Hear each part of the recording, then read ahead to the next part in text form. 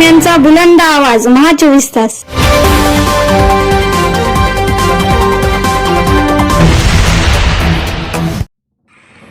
बातमी येते नांदेडमधून. एसटी कर्मचाऱ्यांच्या बंदचा नांदेड जिल्ह्यातील प्रवाशांना फटका. कर्मचाऱ्यांचे निदर्शने. राज्य कर्मचाऱ्याप्रमाणे वेतन देण्याच्या मागणीसाठी आज एसटी बस कर्मचाऱ्यांनी संप पुकारला आहे.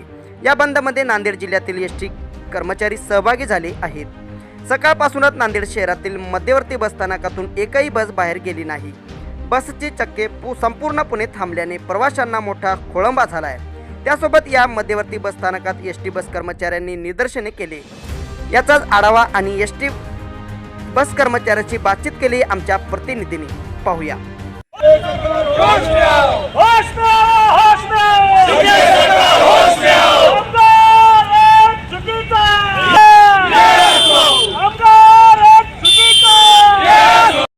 अहमदपुरे जायचं असल्यामुळं एसट्या बंद असल्यामुळे माहिती नसल्यामुळे ते थांबलेले आहेत. आता याचा संप कधी आहे काय माहिती नसल्यामुळे इथं आलो. चालू कधी होणार हे पण माहिती नाही. इथून प्रवाशाला आता काय खाजगी वाहन भेटेल काय भेटेल ते बी काही सांगता येत नाही. पाण्याची एक स्थिती असेल अवघड प्रश्न आहे. काय ते सरकारनं लवकर त्यांचा संप हे करून घ्यावं, न्याय द्यावा, त्यांना बी न्याय द्यावा असं एक आमचं म्हणणं आहे. सगळ्याला न्याय द्यायला त्याचा पण न्याय द्यावा. इथे काय नाही, अचानक बंद केले. पूर्व सूचना नाही, काहीच नाही, बंद करून टाकलं. आणि बस स्टँड आलो येड्यात.